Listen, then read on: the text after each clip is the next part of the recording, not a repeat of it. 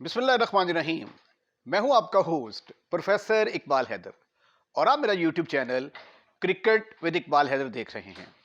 Dear नाजरीन, अगर आपने इस चैनल को सब्सक्राइब कर दिया है तो I am really thankful to you. और अगर आपने अभी तक इस चैनल को सब्सक्राइब नहीं किया तो बराए मेहरबानी इस चैनल को सब्सक्राइब करें और जो वीडियो आपको पसंद आती है उसको ज़्यादा से ज़्यादा शेयर करें। PSL 9 का चौथा मैच आज लाहौर कलंदर और कोयटा ग्लैडिएटर के दरमियान खेला गया, जो कि कोयटा ग्लैडिएटर ने 5 विकेट से जो है लाहौर कलंदर को शिकस्त दे दी। ये लाहौर कलंदर की दूसरी मुसलसल शिकस्त और कोयटा ग्लैडिएटर की दूसरी मुसलसल फतह है। सबसे पहले जो है ये लाहौर कलंदर की जो है वो बैटिंग, उसको हम डिस्कस करते हैं। लाहौर कलंदर ने पहले बैटिंग करते हुए जो है वो 187 का जो है वो टारगेट दिया। एक स्टेज पे तो ऐसे लग रहा था कि शायद लाहौर कलंदर जो है वो 160 65 से ज़्यादा रन स्कोर नहीं कर सकती, लेकिन बड़ा मज़ा आया। एक यंगस्टर जो है, वैसे तो वो बॉलर है, उसको प्रमोट किया गया जहांदाद को, और उसने जिस तरीके से आके जो है वो पंजाबी में कहते हैं गिद्दड़-कुट, वो जो शुरू की है, उससे जो है ये लाहौर कलंदर के स्कोर में जो है वो कुछ थोड़ी सी बेहतरी आई। ये जो है ना, स्कोर कुछ थोड़ा सा और हो सकता था अगर शाहीन अफरीदी थोड़ी सी खुद गर्जी का मुजाहरा ना करते। वो बैटिंग करने के लिए छठे छठे नंबर पर बैटिंग करने के लिए आ गए, छठे या सातवें नंबर पर बैटिंग करने के लिए आए। अब देखें, जब आप अपने आप को ऊपर प्रमोट करते हैं तो इट मींस दैट कि आप अपने आप को ऑलराउंडर कंसीडर करते हैं। तो आपका ये काम नहीं होता कि आपने हर बॉल पे चौका मारना है या छक्का मारना है। उस वक्त जो है ये जहांदाद के बल्ले में इतनी ज्यादा बॉल आ रही थी कि मेरा ख्याल है कि सिर्फ और सिर्फ वहां पे शाहीन अफरीदी को क्या जरूरत थी कि सिर्फ और सिर्फ सिंगल करते और स्ट्राइक जो है वो ज्यादा से ज्यादा जहांदाद को देते। लेकिन शाहीन अफरीदी ने आगे पहली बॉल पर गो के छक्का मारा, उसके बाद फिर एक बॉल पे चौका मारा, लेकिन 3 से 4 बॉल्स जो है वो बिल्कुल खेल गए और उसके बाद आउट हो गए। 10 स्कोर उन्होंने किया और तकरीबन मेरा ख्याल कोई 6-7 बॉल जो है वो खेल गए।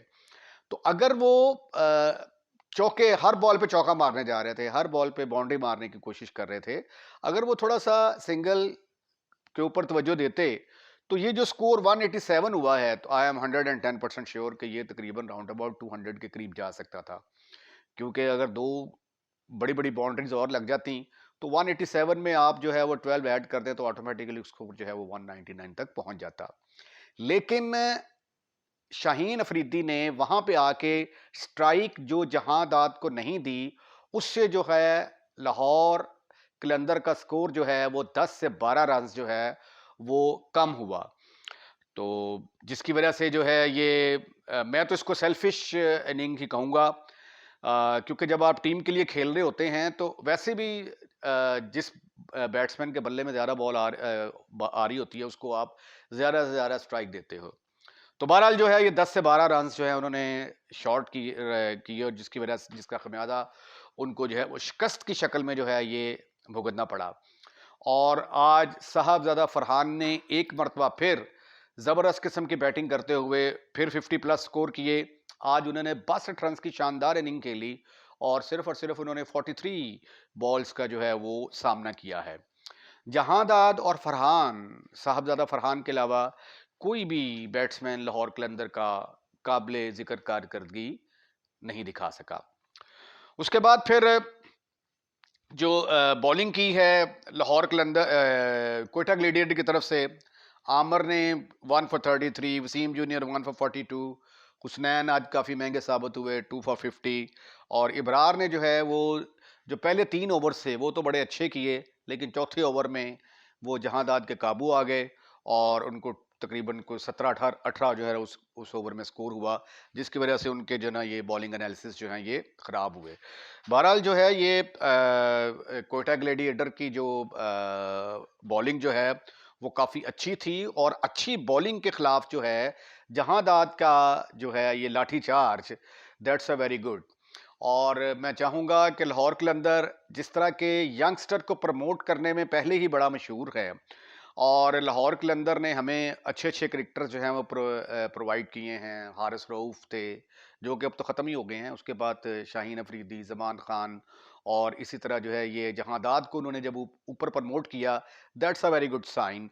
और आई एम फुली होपफुल कि आने वाले मैचेस में भी जहांदाद को जो है ये प्रॉपर चांसेस मिलेंगे, ताकि वो अपनी जो है वो कारकर्दगी मज़ीद दिखा सकें। और पाकिस्तान की टीम में हमें इस तरह के हार्ड हिटर बैट्समैन की अच्छा ज़रूरत है, जो 15-16 गेंदों के ऊपर जो है 30-35 स्कोर करने की जो है वो सलाहियत रखते हों।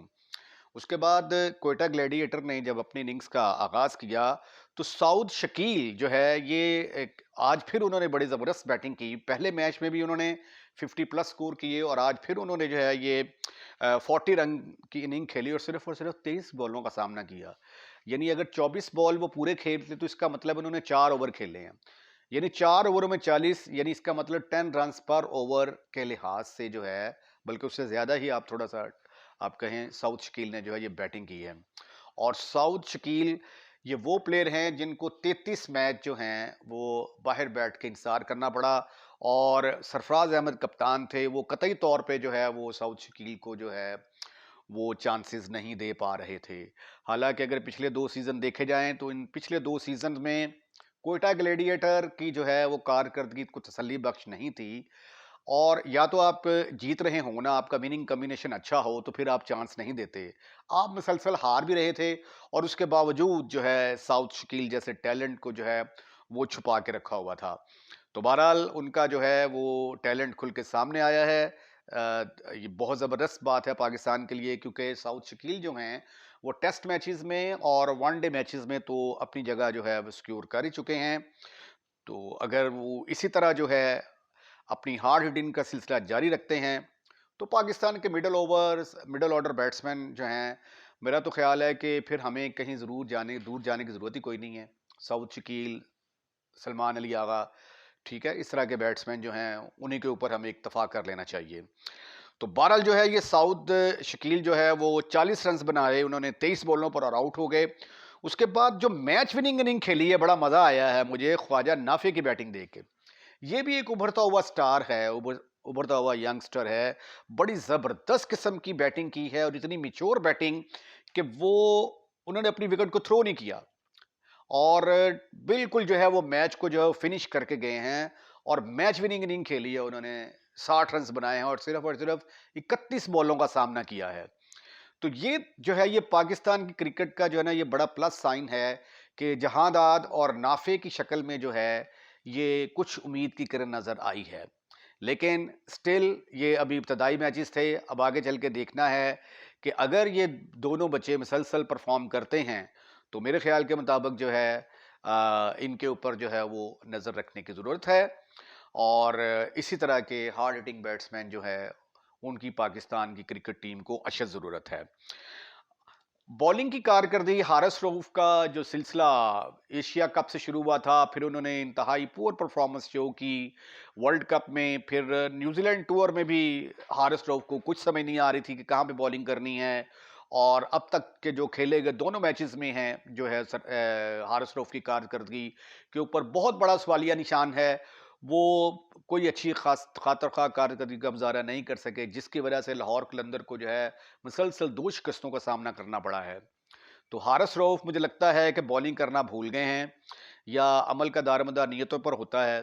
तो अगर आपकी नीयत ठीक नहीं होगी तो फिर इसी तरह के रिजल्ट आएँगे। और दूसरा जो क्वेश्चन मार्क जो है, मैं I am very surprised from Shaheen Afridi.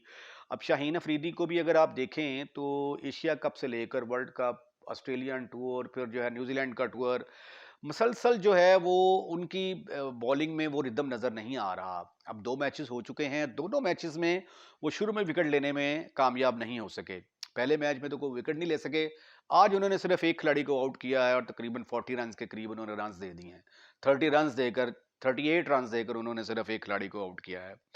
बाकी ज़मान खान, हालाँकि अगर बॉलिंग लाइन देखी जाए इनकी तो जो है ये हारिस रऊफ, नाम बहुत बड़े-बड़े हैं। हारिस रऊफ, शाहीन अफरीदी, ज़मान खान, लेकिन और उसके बाद सिकंदर रज़ा।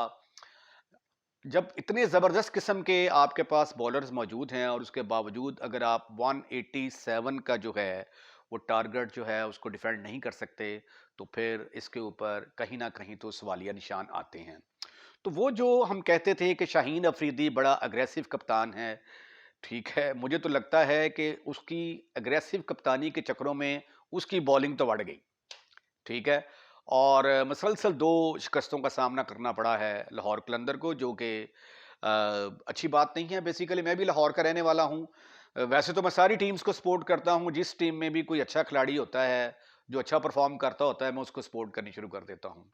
इसके साथ ही मैं आज की वीडियो का इख्तिताम करता हूँ। अगर आपको वीडियो पसंद आई है तो उसको लाइक करें, और लाइक करने के बाद दोस्तों में शेयर करना मत भूलिएगा।